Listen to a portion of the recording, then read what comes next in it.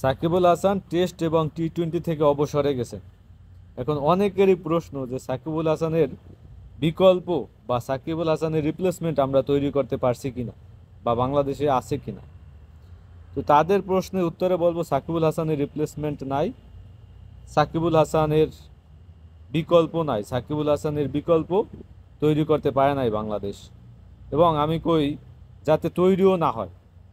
সাকিবের মতো অসভ্য, বেয়াদব, ভোটচোর, দুর্নীতিবাজ এর মতো লোক বাংলাদেশে যেন আর দ্বিতীয়টা পয়দা না হয়।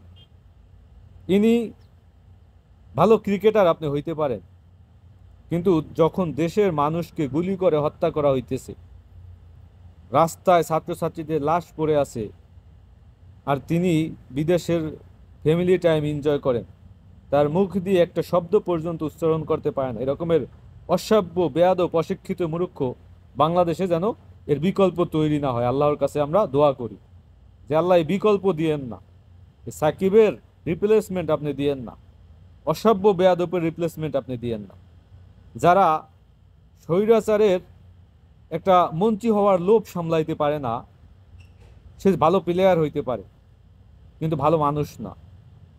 ভালো মানুষ হওয়া এক জিনিস, আর ভালো প্লেয়ার হওয়া এক জিনিস। একজন ভালো মানুষ দেশের জন্য কিছু করতে না পারলেও দেশের জন্য ভাবে, একটু চিন্তা করে, দেশের মানুষের কথা ভাবে।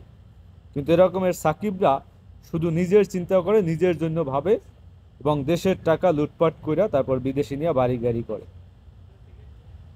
এমনকি নিজের বাবার নাম পর্যন্ত পাল্টে তারপর শেয়ার বাজারে ইনভেস্ট করছে এই সাকিব।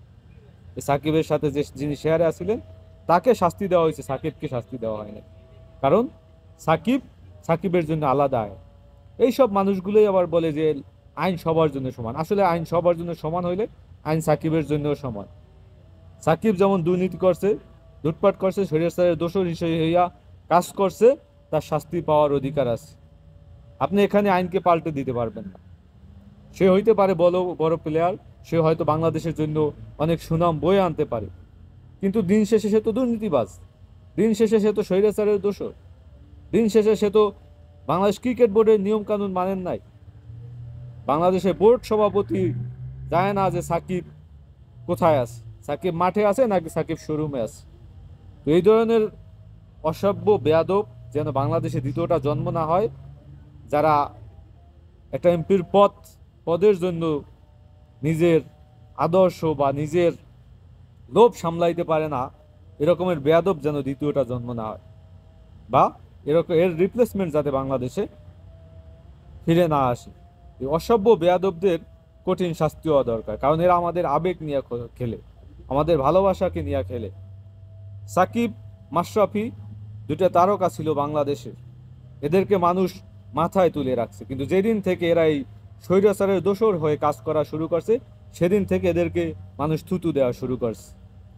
এবং শুধু তাই না, ব্যক্তি হিসেবেও সাকিব চরম অসভ্য, চরম বেয়াদব। তার সাথে সেলফি তুলতে গেলে টাকা লাগে, সেলফি তুলতে গেলে টাকা লাগে। তিনি হাজারটা শোরুম উদ্বোধন করতে পারেন, তিনি তার পরিশ্রম দিয়ে তিনি করতে পারেন, তাতে আমার কোনো অসুবিধা নেই। কিন্তু দেশের হইয়া দেশের মানুষের সাথে মানুষ যাতে জুয়া খেলতে পারে সেই সুযোগ করে দেওয়া এবং সেই জিনিসগুলো প্রমোট করা, এটা এটা হইতে পারে না। একজন সাকিব হিসাবে বা একজন দেশের ক্রিকেটার হিসেবে আপনি এই কাজটা করতে পারেন। এর যথেষ্ট শাস্তি পাওয়া উচিত এবং একে বিচারের আওতায় আনা উচিত।